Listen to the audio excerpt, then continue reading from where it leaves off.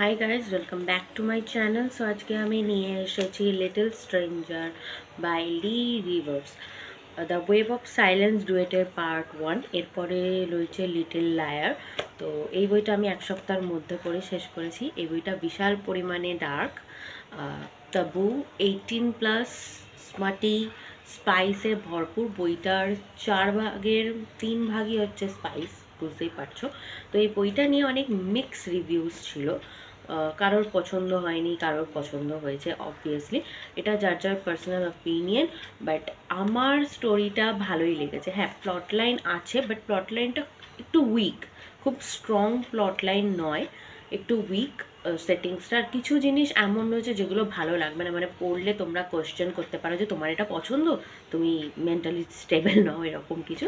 তো পছন্দ ঠিক না, জাস্ট স্টোরির সাথে যাচ্ছে। কারণ এখানে যে মেল ক্যারেক্টারটা রয়েছে তাকে প্রচণ্ড পরিমাণে ডার্ক দেখাতে চেয়েছে রাইটার, আর তার পার্সোনালিটির সাথে সে যে কাজগুলো করছে খাপ খাচ্ছে, মানে তার পক্ষে করাটা সহজ। আমি এইটুকুনি বলতে চাই। আমি এগুলোর সাথে কোনো কিছুই মানে অ্যাগ্রি করি না যে হ্যাঁ এগুলো করা উচিত, এগুলো টেম্পটিং, এগুলো অবভিয়াসলি বেশ ভালো, এরকম কিছুই আমি মিন করি না।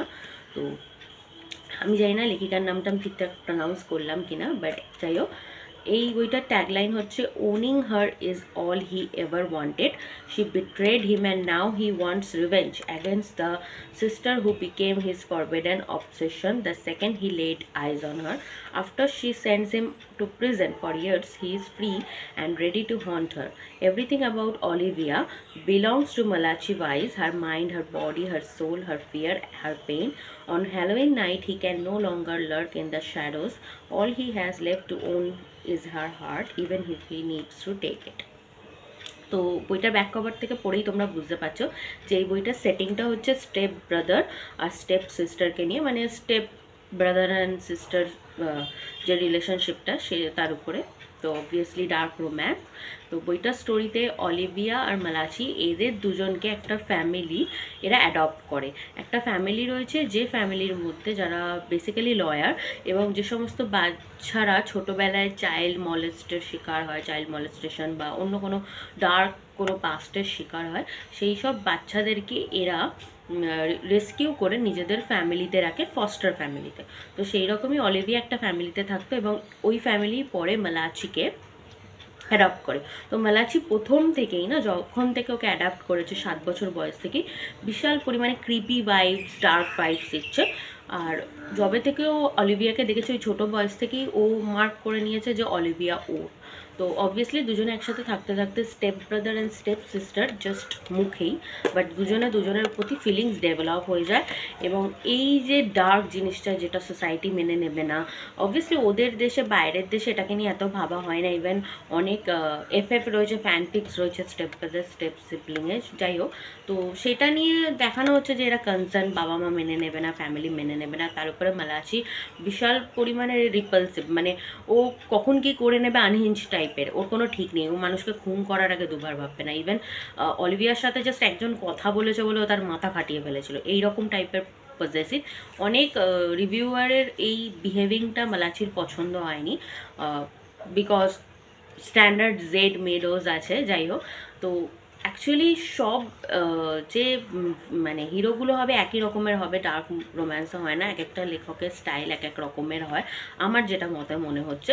তো এখানে মালাচিকে খুব ভালনারেবল, আনহিঞ্জ টাইপের দেখানো হয়েছে, যেটা লেখিকা আমার মতে ভালো করেছে। এটা সম্পূর্ণ আমার পার্সোনাল ওপিনিয়ন।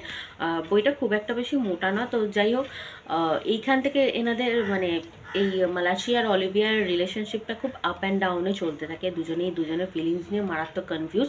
ইভেন মালাচি তো বিশেষ করে, কারণ মালাচি সেই 7 বছর বয়স থেকে কথা বলেনি, ও সবসময় এরম সিম্বলস বা হাতের মুভমেন্ট দেখে কনভারসেশন করতো, কথা বলতে জানে। বাট ওর পাস্ট লাইফে কিছু এমন হয়েছে যেটা নিয়ে ও কথা বলা একদমই বন্ধ করে দিয়েছে, যেটা নিয়ে এই বইটার মধ্যে তো কোনো আলো দেওয়া হয়নি যে পাস্টে এমন কি হয়েছিল যে মালাচি এতটা টুইস্টেড টাইপের।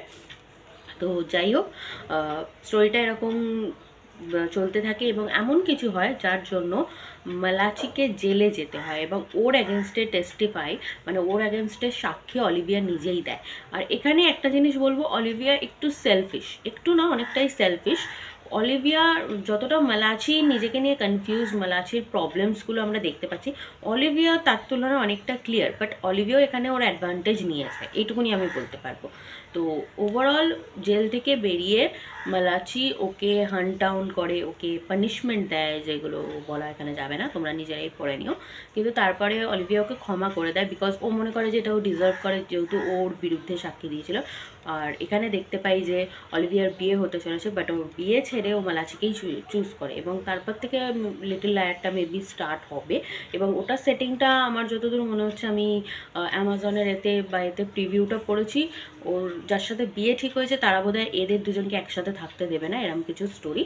তো আমি আগেও বলেছি, এখনও বলছি, এই বইটা সবার জন্য নয়। যদি তোমাদের পড়ে মনে হয় যে হ্যাঁ পড়বো, step brother and sister, sibling, smarty romance, তারপর বিশাল পরিমাণে গ্রাফিক ভায়োলেন্স থাকবে, এমন কিছু জিনিস থাকবে যেগুলো তোমরা নিতে পারবে না, সেগুলো তোমরা ইউটিউবে বা বইয়ের এতে ট্রিগার ওয়ার্নিংসে সার্চ করলেই পেয়ে যাবে লেখিকার ওয়েবসাইটে, তখনই তোমরা এই বইটায় হাত দিও। নইলে এই বইটা সবার জন্য নয়, সবাই পড়ো না।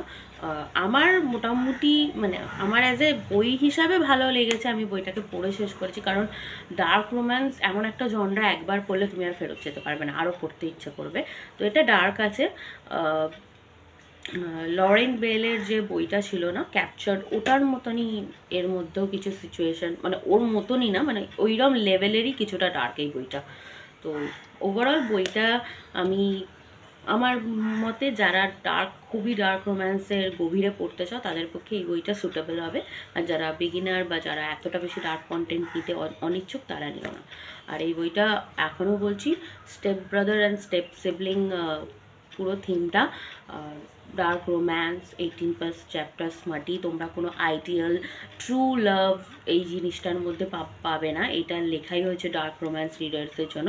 হ্যাঁ, অবশ্যই ডার্ক রোম্যান্স রিডাররা লাভ স্টোরিও ডিজার্ভ করে, বাট এর মধ্যে লাভ স্টোরি রয়েছে, হয়তো বিল্ড আপ হতে স্লো হচ্ছে, লিটল লায়ারটা পড়লে বুঝতে পারবো, বাট স্টোরি অনুযায়ী আমার মনে হয়েছে একটা স্টোরি লাইন আছে, খুব বেশি স্ট্রং না হন্টিং অ্যাডেলাইনের মতো বা অন্যান্য যে ভালো ডার্ক রোম্যান্স সেগুলোর মতো, বাট হ্যাঁ আছে। স্টোরি লাইনটা বলতে গেলে উইক, বাট কন্টেন্টগুলো যে গ্রাফিক কন্টেন্টগুলো সেগুলো প্রচুর পরিমাণে স্ট্রং। তো ওভারঅল এই হলো লিটল স্ট্রেঞ্জারের রিভিউ। আর লিটল লায়ারটা হয়তো পরের মাসে আমি কিনে পড়ে তাড়াতাড়ি শেষ করে তোমাদেরকে ওই পার্টটারও রিভিউ দিয়ে দেবো। তো ভিডিওটা ভালো লাগলে, ইনফরমেটিভ লাগলে অবশ্যই চ্যানেলটাকে like, share, subscribe and comment করো। Thank you.